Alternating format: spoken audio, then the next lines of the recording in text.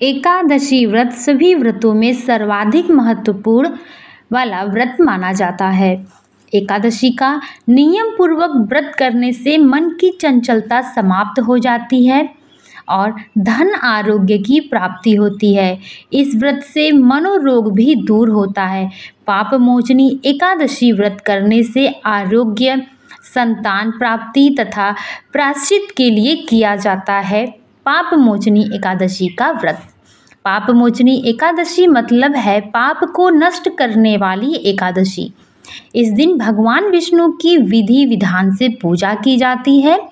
कहा जाता है कि इस एकादशी के दिन किसी से बुरा या झूठ बोलने से भी नहीं बोलना चाहिए।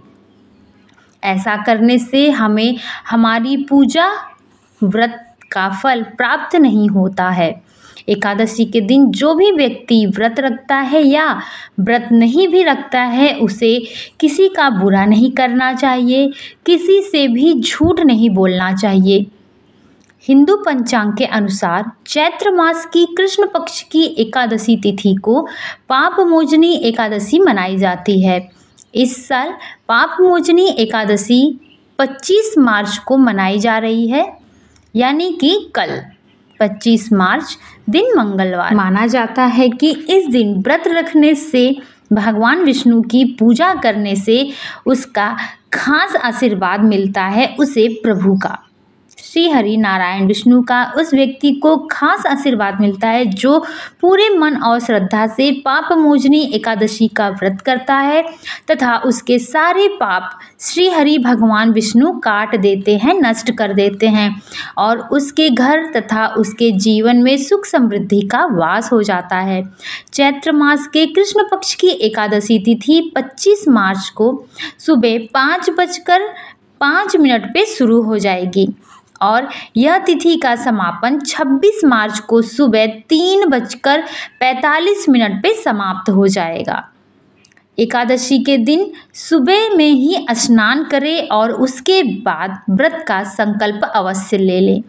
एकादशी का जो भी व्यक्ति व्रत रखता है उसे यह जो एकादशी का व्रत होता है पूरे नियम और श्रद्धा के साथ करना चाहिए। पूरे साल भर में 24 एकादशी पड़ते हैं। हर महीने में 2 एकादशी पड़ता है और हर एकादशी का अपना अपना महत्व होता है। उसके बाद आप जब संकल्प ले लें, उसके बाद भगवान विष्णु को प्रणाम करें और विधि विधान से उनकी पूजा करें। पूजा के दौरान भगवान को धूप, दीप, चंदन और फल इत्यादि चीज़ें अर्पित करें और पूजा के बाद आरती करें। तत्पश्चात भगवान से क्षमा याचना अवश्य करें, क्योंकि कोई भी पूजा अगर हम करने के बाद अगर प्रभु से क्षमा याचना कर लें तो पूजा में जो भी भूल चूक होती है वह सब भगवान हमें क्षमा कर देते हैं, क्योंकि हम अज्ञान बालक हैं। हमें तो पूजा करने का पूर्ण रूप से ढंग भी नहीं पता होता है, इसलिए पूजा के बाद भगवान से क्षमा याचना अवश्य मांग लेनी चाहिए और किसी ब्राह्मण को भोजन दान अवश्य करना चाहिए। कहा जाता है कि जो भोजन का दान करता है, अन्न दान करता है, उसके बराबर कोई दान नहीं होता है। इसलिए अगर आप किसी ब्राह्मण को घर में बुला करके भोजन कराते हैं तो यह अति उत्तम है, अन्यथा आप मंदिर में ले जाकर के दान पुण्य कर सकते हैं। एकादशी के व्रत में आप यह एक छोटा सा कार्य अगर कर लें तो आपका एकादशी का जो व्रत है उसका फल आपको पूर्ण रूप से मिलेगा।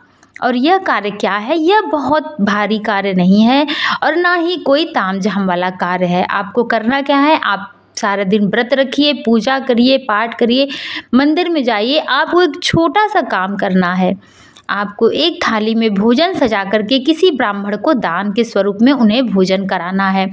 अगर आप ब्राह्मण को नहीं करा सकते हैं तो आप जो ज़रूरतमंद हैं उनके लिए उनके ज़रूरत के हिसाब से आप उनको दान अवश्य दें।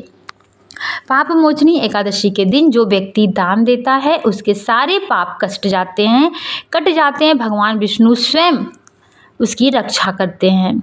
पाप मोचनी एकादशी का व्रत का पारण जो होता है वह 26 मार्च को किया जाएगा, 6:17 से लेकर के 8:45 के बीच में। तो जो ये पूजा इत्यादि का मुहूर्त है और पारण का समय है, ये सब चीज़ें आप अच्छे से नोट कर लीजिए ताकि कोई भूल चूक ना हो सके। एकादशी के दिन शाम के समय भगवान विष्णु के समक्ष घी का दीप अवश्य जलाएं। साथ ही भगवान को बेसन के लड्डू तुलसी डालकर भोग अवश्य लगाइएगा पाप मोचनी एकादशी के दिन। यह भी एक छोटा सा कार्य करने से आपका जो पाप है, जो अज्ञानता स्वरूप जो आपने पाप किया है, वह भी मिट जाएगा।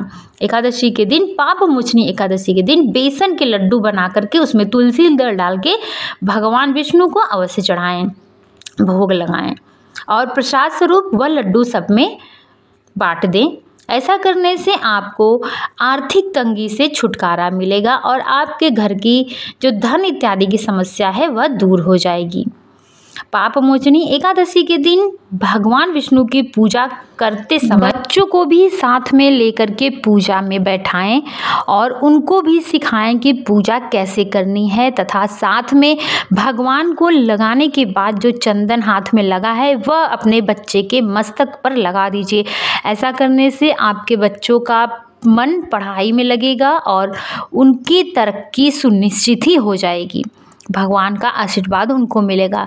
यह 3 कार्य आप कल एकादशी के दिन अवश्य करिएगा। इसको करने मात्र से आपके सारे पाप कट जाएंगे तथा आपके घर में सुख समृद्धि इत्यादि भरी। ये छोटे छोटे उपाय ही बहुत महत्वपूर्ण होते हैं और हमारे जीवन को सार्थक बनाते हैं।